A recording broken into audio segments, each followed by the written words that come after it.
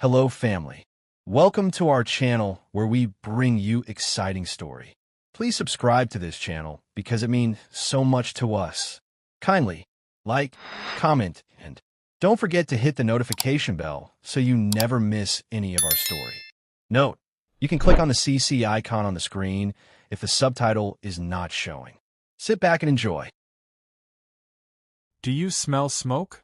I asked, groggy and disoriented, as I bolted upright in my bunk, only to see gray wisps curling from the ceiling vents and the old Cold War-era warning light flickering red in the corner. A siren that hadn't gone off in decades screeched to life above my head. I thought we were under attack. I grabbed my flashlight, pulled on my boots, and hit the emergency ladder, climbing up toward the surface like my life depended on it, because, at that moment, it just might have. But nothing could have prepared me for what I saw when I popped open the hatch and peeked through the camouflage hatch door. A bulldozer. Right on top of my bunker. The ground above me had been torn up like a teenager's first attempt at shaving, patchy, reckless, and guaranteed to leave scars. The front end of the machine was inches from crushing my main air shaft. Workers were laying concrete, orange safety vests buzzing around like termite. I squinted at the banner flapping in the wind above the chaos. Future site of Willow Ridge HOA Community Hall grand opening this Saturday. And just like that, it clicked. The HOA. The same HOA that once fined my neighbor for growing tomatoes too close to the sidewalk. They hadn't just crossed the line this time, they'd paved over it. I hauled myself out of the hidden hatch and stormed across the lot, flailing my arms like a madman as one of the construction guys raised an eyebrow and said, "Whoa! Where did you come from?" I ignored him and demanded to speak to whoever was in charge. Predictably, she arrived on cue, Karen. Short bob haircut, clipboard in one hand, iced caramel latte in the other. She looked me up and down like I was a dirty sock someone found in a hotel bed. "Sir, you are trespassing on HOA-managed property," she said in that practiced voice that sounded like a customer service robot programmed to be condescending. "Trespassing?" I choked out, gesturing to the still-smoking emergency shaft. "You're the ones trespassing. This is my land. That bunker is mine. That concrete you're pouring is sealing off a shelter authorized by the federal government before this subdivision even existed." Her eyes narrowed, but the smirk stayed. "That's funny," she said. "Because according to our records, this entire lot is now designated as shared community property. Your little man cave is history." I don't know what was worse, her words or the way she sipped her overpriced drink as if she'd just won. I took a breath, forcing myself not to say anything that would get me arrested. Instead, I turned on my heel and walked back toward the hatch. As I climbed down the ladder, I heard one of the construction guys laugh. "Dude lives underground like a mole rat." The door clanged shut above me. Inside the bunker, I lit the main console and opened the steel locker I hadn't touched in years. Inside were the original blueprints, stamped and signed by the Department of Civil Defense. The whole system had been part of a pilot program back in the 60s. While other kids were learning how to play kickball, I was tagging along with my dad as he helped design these very shelters. And years later, when I got my own federal engineering clearance, I built mine deeper, stronger, and more advanced than any civilian model. There was even a clause in the project charter that preserved the land's status for 50 years after the program ended. I'd never thought I'd need it, but Karen just made it relevant again. I scanned the documents and fired off an email to my friend Danny, who still worked in Federal Infrastructure Review. Attached the charter. Subject line: "We've got a problem. Need federal eyes." Then I grabbed my tablet, opened the deed records, and pulled up the plot numbers. Sure enough, the land in question still had my name attached to it in the original zoning registry, because I'd never officially sold it. Karen had based her entire takeover on a revised neighborhood plan, but she never legally secured the parcel I owned. It was a mistake. A small one, but enough to bring everything crashing down. The next morning, I arrived at the HOA office to formally protest the construction. Karen wasn't in yet, but her assistant, a nervous young man named Brent, was behind the desk. He glanced up and then turned pale when I dropped the rolled-up blueprint tubes onto the counter with a thud. "What are these?" he asked. I leaned in. "Evidence. Tell Karen the HOA just declared war on a federal facility." He laughed nervously, but the way his hands shook when he took the papers told me he believed it. Later that afternoon, Karen held a special board meeting to address my complaint. They didn't invite me, of course, but I watched from the back row, sitting quietly like a ghost at the feast. She stood up and gave a grand speech about community development, calling me an unregistered occupant of undeveloped land. Then she unveiled the new HOA map showing my plot absorbed into the larger communal green zone. Residents clapped politely, but some looked confused. I waited until the end, then approached the microphone during the open comment session. "I just have one question," I said. "When was this map updated?" Karen rolled her eyes. 3 months ago. Voted on by the board. I smiled. "And did the board have access to the original land deeds?" She opened her mouth but paused. "I ask," I continued, "because according to county records, that land was never legally transferred. And the underground structure?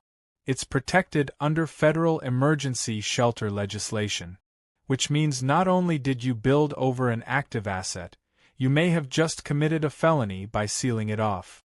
You could hear a pin drop. Karen's face paled, and Brent dropped his pen. One of the board members whispered, "Is that true?"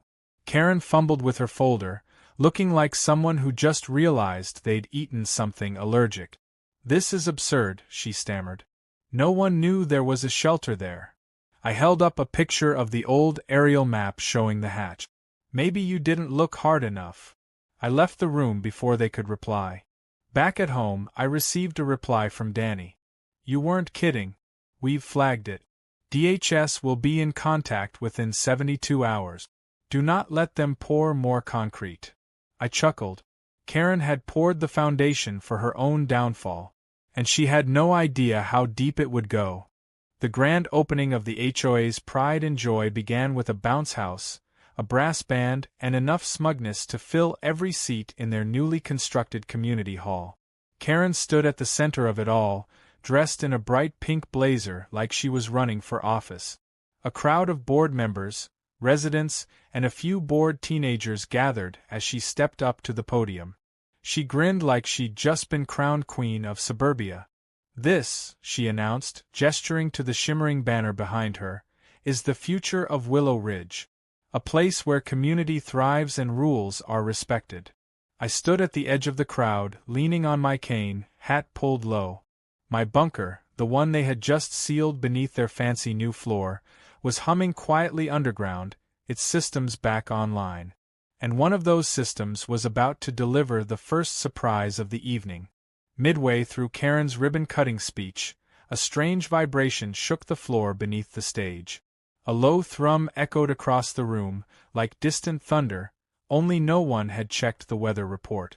Karen paused, confused, but quickly covered it with a chuckle. "Old pipes," she said into the mic. "Guess we'll have to update those two." She waved at the audience, who laughed politely, unaware that the floor under their feet wasn't just unstable, it was built on a sleeping beast of reinforced steel and electronics that hadn't been touched in decades. Until now. The tremors intensified. Then, with a soft grinding noise, a panel near the stage shifted. A puff of air hissed out. A trapdoor, previously hidden under fresh laminate flooring, creaked open by itself. Everyone turned. The fire marshal, who had been standing at the back, stepped forward with a frown. "Was this part of the design?" Karen blinked at him, clearly thrown off. "What? No, that's just a storage hatch. For maintenance." He didn't buy it. He marched to the hatch, clicked on his flashlight, and started descending the narrow staircase that led into the heart of the facility they thought was just some guy's weird basement. Seconds ticked by. The murmur of the crowd grew louder. Then the sirens began. Real ones this time. Not local or city alarms. These were from another era, deep and echoing, warning of potential contamination and lockdown procedures. They wailed through the vents, some hidden in walls that now served as part of Karen's grand decor. The marshal reappeared, pale and visibly shaken. "Shut this building down," he barked. "Now." Karen tried to interrupt, but he cut her off. "This isn't a wine cellar. This is a federal facility. And you've built a structure over a functioning classified shelter. This could fall under federal obstruction." I didn't need to say a word. The silence from the crowd was deafening. A few residents started backing toward the exit. Karen, still trying to maintain control, snapped, "I demand to speak to your supervisor." The marshal turned to her, voice cold. "You're about to speak with a lot more than just my supervisor, ma'am." The crowd dispersed in a mixture of confusion and fear.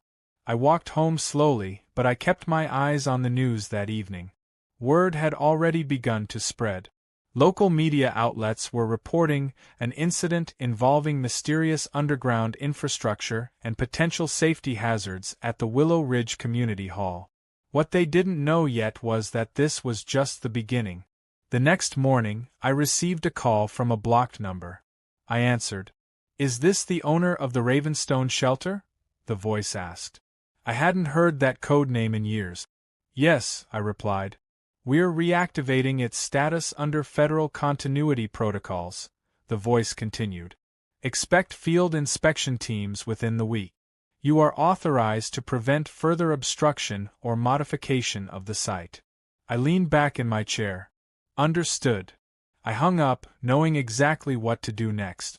I drove down to the county clerk's office that afternoon and pulled every document I could find about zoning changes in the neighborhood. I found what I expected: amateur hour. The HOA had submitted new zoning maps that included my parcel, but they were based on a flawed digital overlay. They never traced the original paper map. Worse, they never verified the subterranean footprint.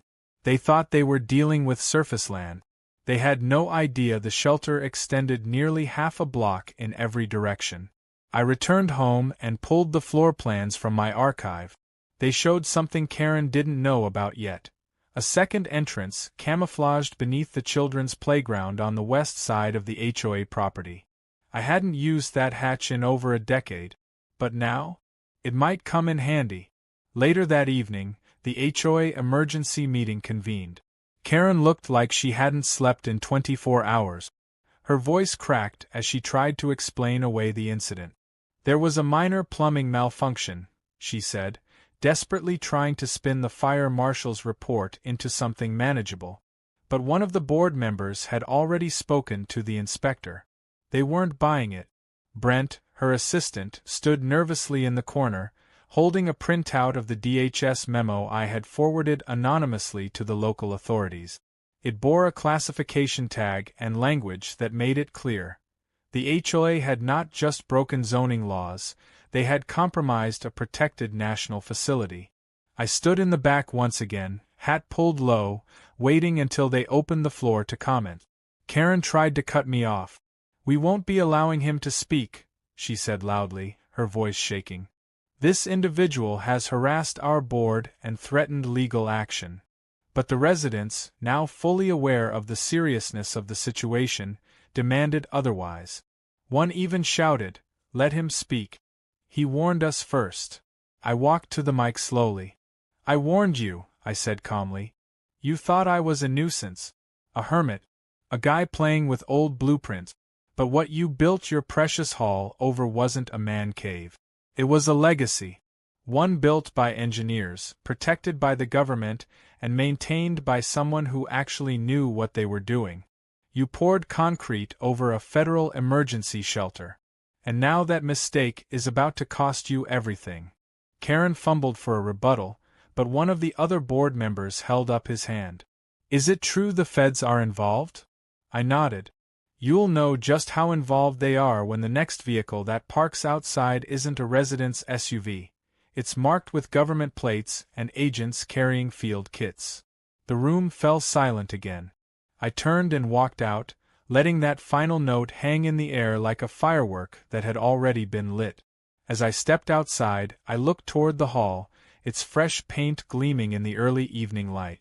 And beneath that surface, my shelter was alive again, humming, waiting, and ready to take back every inch they'd tried to steal. The sky was still a dull gray when I pulled into the courthouse parking lot, a manila folder in the passenger's seat holding every piece of paper that would flip this entire situation on its head. Inside were the original zoning deeds, my land ownership documents, and the Department of Civil Defense clearance letters with federal seals that made even seasoned officials nervous. I wasn't going in there to request anything. I was going in to reclaim what was mine. And legally, the land the HOA had claimed for their beloved community hall wasn't just improperly acquired, it wasn't theirs at all. The clerk behind the counter greeted me with practiced indifference until I slid the folder across to him and told him I was filing for repossession of land under Federal Continuity of Government Infrastructure Protection Guidelines. His eyes widened the moment he read the header. He didn't even ask questions. He just picked up the phone. Within the hour, I was sitting in a small room across from a county supervisor, a land records officer, and a federal liaison who had shown up unannounced in an unmarked vehicle. They asked me to walk them through the history of the property, and I laid it all out. The federal shelter, the land that had never been formally transferred out of my name, the HOA's oversight in their permit filings, and finally, the photographs of the facility entrance with the clearly labeled hazard signage still visible under the laminate floor Karen had proudly danced on just days before. I ended the meeting with a question. So what happens now? The federal rep, a quiet woman with sharp eyes and a navy blue suit, simply said, "We'll take it from here." I left the building without fanfare. There was no cheering crowd or dramatic music swelling in the background. But something had shifted. A tide was coming in, and it was bringing accountability with it. That same afternoon, I got a call from Brent, Karen's assistant. He sounded like someone trying to quit a job mid-heart attack. "They're here," he whispered. "The government guys. They just taped off the hall. Karen's losing it." I didn't say anything.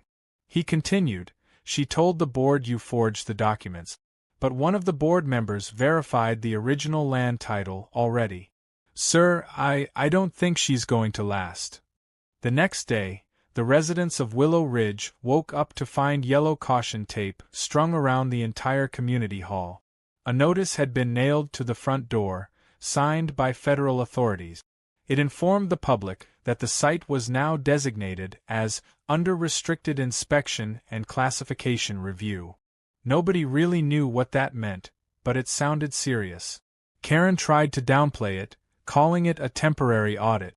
But when a second team arrived with ground radar equipment and began scanning beneath the playground, her facade started to crack. What she didn't know yet was that the second entrance to my shelter, long sealed but never decommissioned, lay directly beneath those monkey bars. And now it was in the government's spotlight. Inside the HOA boardroom, panic was spreading like spilled coffee on white carpet. The board members turned on Karen one by one. "Why didn't you check the deeds?" one asked. "Did you really bypass the legal review?" another demanded. She threw out a flurry of excuses, blaming the planning office, the outdated records, even me for being deliberately deceptive by staying quiet all these years. But the more she spoke, the less they listened. She'd ruled over them with fines and threats for years. Now her throne was shaking. What truly broke the camel's back was the audio recording. During her last closed-door meeting with the board, Karen had been ranting about that creepy bunker guy and admitted to redrawing the community lines without proper approval. Brent, whether out of guilt or self-preservation, leaked the recording to a local journalist. The story hit the neighborhood app and social media like a wildfire. Within hours, residents were demanding her resignation. Some even organized a small protest on the sidewalk outside her house, holding signs like "Unkaren our HOA" and "Free the Bunker." I stayed quiet through all of it, watching it unfold with the calm satisfaction of someone who had set the first domino in motion and merely stepped back to let gravity finish the job. Meanwhile, I continued working behind the scenes. The federal team was now fully aware of the bunker's specifications and the violations committed by the HOA. I was given permission to reclaim full access, including surface land directly above the structure. But here's the twist. I didn't want to demolish the hall. Not yet. I wanted them to feel it first. I filed a secondary motion, not just for repossession, but to offer the HOA a temporary lease agreement for the land they had built on. The price? Outrageous. The conditions? Even worse. Monthly inspections by emergency response officials, required fencing around both bunker access points, and a public disclaimer posted outside the hall stating it was not under HOA jurisdiction but rather leased land under federal continuity infrastructure regulations. The board was stunned. Karen refused to even read the proposal. But the other members? They were beginning to realize that my offer was the only thing stopping them from losing everything. The board held a vote without her. They accepted. The hall now belonged to me, at least on paper. And every month, the HOA would be sending a check to the man they had once dismissed as a reclusive nobody with a bunch of old junk buried underground. Karen was livid. She barged into my property one afternoon, red-faced and ranting. "You think this is over?" she yelled. "You think you've won?" I didn't respond. I just pointed at the newly installed steel post near the sidewalk with a bold placard on it. It read, "Warning.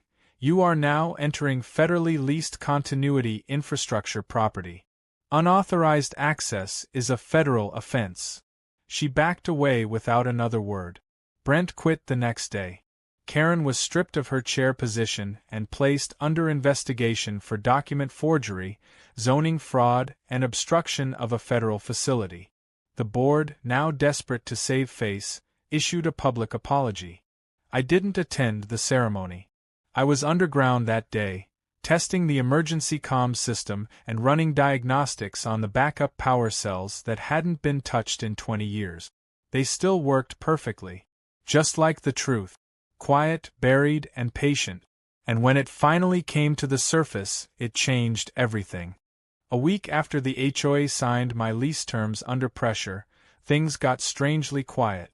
Karen's absence from the board meetings didn't go unnoticed, and although they tried to carry on as if everything was normal, the neighborhood could sense the tension. The residents had tasted the truth and couldn't unsee it.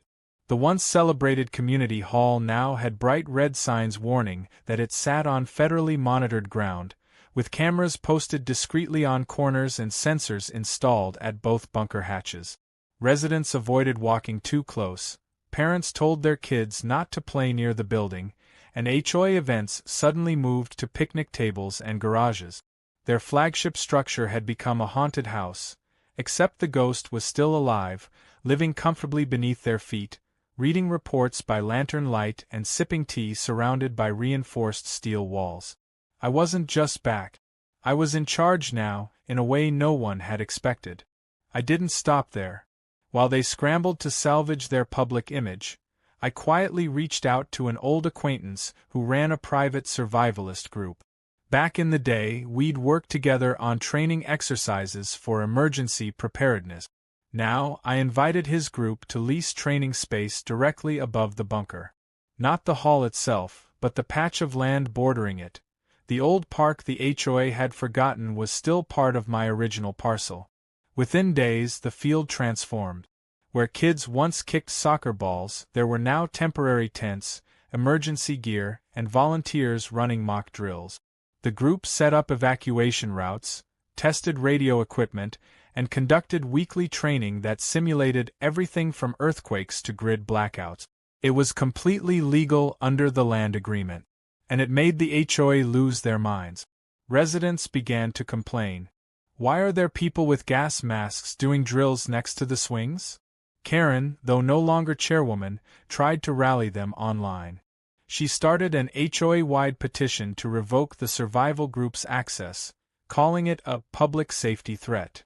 But she failed to grasp the key fact. It was no longer their property. Every inch of ground where the training was taking place fell within the footprint of my reclaimed land. Not only was it allowed, it was protected.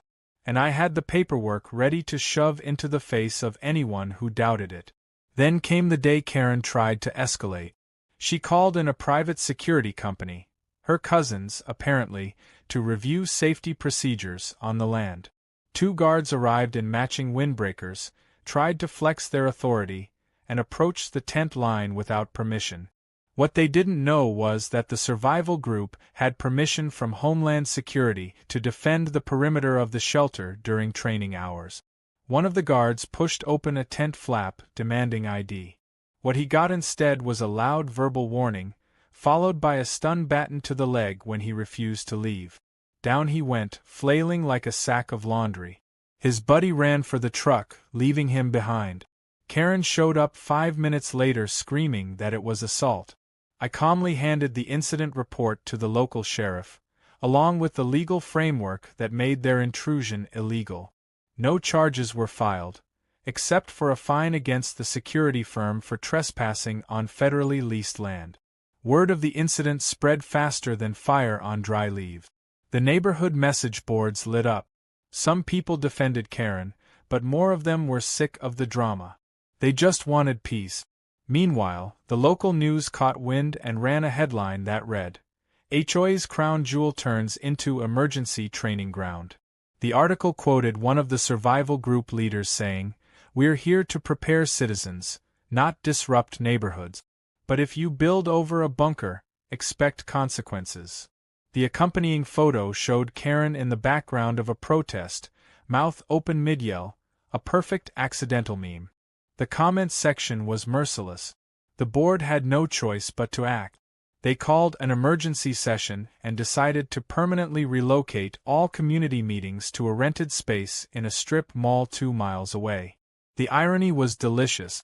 They had once mocked me for being off-grid and uncooperative. Now they were the ones banished from their own center. I could have stopped there. But I wanted one last move that would leave no doubt about who really owned the ground they walked on. I applied for a special use permit that allowed me to hold an annual civic readiness fair on my land. I promoted it as a public awareness event, complete with food trucks, survival games, a mobile climbing wall, and guest speakers from local fire departments and emergency response teams. The county approved it without hesitation. The first Saturday of the next month, the field outside the old hall was transformed. Music played, kids climbed obstacle courses, and volunteers taught CPR beneath a massive banner that read, "Preparedness is power." Families came from outside the community. Local news covered the event again. The HOA was nowhere in sight. Midway through the event, I received a sealed envelope from DHS. Inside was final authorization to reclaim full control of the shelter infrastructure and to proceed with any structural changes needed for future compliance. Attached was an addendum that granted me clearance to dismantle any unauthorized development that compromised the safety or integrity of the site. I stared at the papers, realizing what they meant. I didn't just own the land anymore. I owned everything above it. I walked to the old hall the next day. It sat there, hollow and quiet, like a monument to arrogance. The locks were rusting, the paint already chipping. I called a demolition contractor and scheduled the teardown. Karen, somehow catching wind of it, showed up as the trucks pulled in. "You can't do this," she said, her voice cracking with disbelief. "This is public property." I showed her the letter. "Not anymore." She tried one last time to sway me. "Think of the neighborhood. Think of the history." I paused for a moment, then replied, "I am thinking of the history. That's why it's coming down." As the machines roared to life and the first chunks of concrete cracked beneath the jaws of the excavator, I didn't celebrate. I simply stood in the shade, arms crossed, watching the final traces of their overreach crumble into dust. And when the dust settled, I marked the ground not with a fence, but with a new sign. It read, "Emergency Resource Hub Entry by Authorization Only." Clean, sharp, and simple. Just like the line they never should have crossed. The rubble of what was once the HOA's pride and joy now sat in neat piles, ready to be hauled off like discarded dreams. The demolition crews had done their job with quiet precision. No grand finale, no explosive spectacle, just the slow, deliberate removal of every slab, nail, and shard that once made up their so-called community hall. The only sound that echoed now was the occasional metallic clank of a loader lifting concrete chunks into the back of a truck. I stood by the gate, watching with a calm that had taken weeks to earn. The structure was gone, but what I'd reclaimed wasn't just land. It was peace. It was the satisfaction of knowing that the ground beneath my feet, the same ground they tried to steal, was once again mine in every sense of the word. Karen hadn't been seen since the final day of the teardown. Rumor had it she'd moved in with a relative in another county while the zoning fraud investigation quietly gathered steam. I didn't care where she went. For me, she was no longer a threat, just a cautionary tale. A reminder of what happens when entitlement meets something older, deeper, and more prepared than it expected. The HOA board, in her absence, had scrambled to regain credibility. They issued a formal community newsletter filled with carefully chosen language, apologizing for administrative oversights and planning miscommunications. They tried to downplay what had happened, but their tone had changed. Gone was the smug superiority. In its place was a humble, almost desperate attempt to move on. But the community hadn't forgotten. And I didn't let them. The first week after the lot was cleared, I got to work. I brought in a small team, people I trusted, engineers and volunteers from the survivalist group, to help refurbish the shelter's surface-level structures. We installed reinforced stairwells, secure access hatches, solar-powered lighting, and biometric lock. What used to be a hidden relic was now becoming an officially recognized emergency resource hub, complete with a monitored entrance and up-to-date inventory. The transformation wasn't just cosmetic. It was symbolic. The land was no longer a target. It was a center. A place of preparation, not conflict. To mark the reopening, I organized a quiet dedication event. I didn't send out flyers or post about it online. Instead, I personally invited a few select people, neighbors who had shown respect throughout the ordeal, local first responders, and some of the federal staff who had helped push through the reclamation paperwork. We gathered under the clear sky one morning, standing on what had once been the heart of Karen's empire. A podium was set up in front of the main hatch, and beside it, a stone plaque engraved with a simple message: "When the ground is taken from you, dig deeper." I said a few words that day, nothing flashy. Just thanks, a short story about the shelter's origins, and a firm statement about its future. No HOA interference, no petty rules. Just a functional, accessible emergency facility protected by law, experience, and resolve. As I finished, a light breeze moved through the field, rustling the flags we'd set around the lot. And in that silence, for the first time in a long while, I felt like the neighborhood had finally exhaled. It didn't take long for the impact to ripple. The county emergency department partnered with me to offer basic preparedness training at the facility once a month. School field trips started arriving, curious kids with clipboards asking about water purification systems and bunker air filters. Local news ran a segment called "The Man Who Outplanned the HOA," painting me as a quiet hero who turned a federal relic into a modern safety asset. I didn't care much for the spotlight, but I was glad the story was finally being told the right way.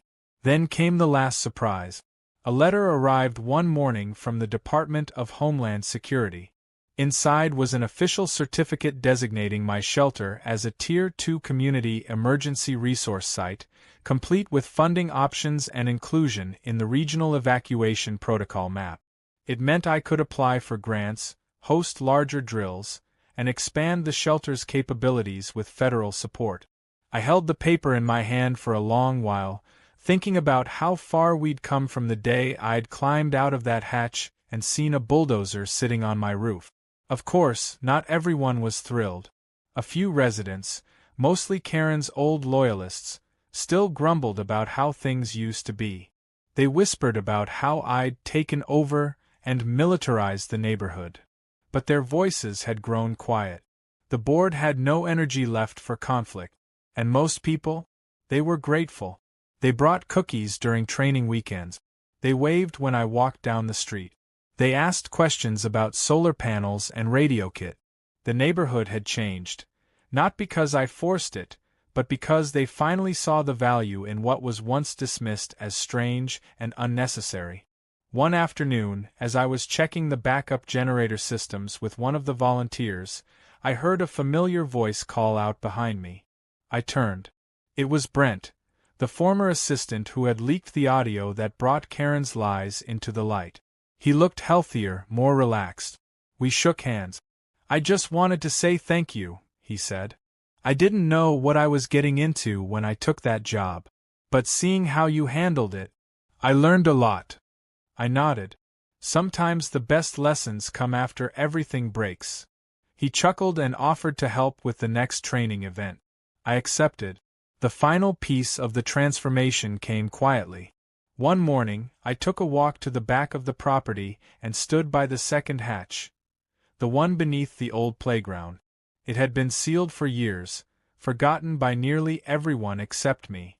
But now it was secured, cleaned, and fitted with a reinforced entrance. I opened the hatch, descended the metal steps, and walked the length of the tunnel to the main chamber. The lights flickered on automatically. Everything was clean, humming, and in place. I sat at the old desk, flipped open the logbook, and made one final entry. Facility secured. Land restored. Community stable. Let history remember who dug first. I closed the book and leaned back in the chair. Above me, the sun was rising. And for once, I didn't feel like I was hiding from the world. I felt like I was part of something that mattered. Not a community built on bylaws and arrogance, but one grounded in truth, resilience, and respect. They tried to bury me, but all they did was remind me how deep my roots go.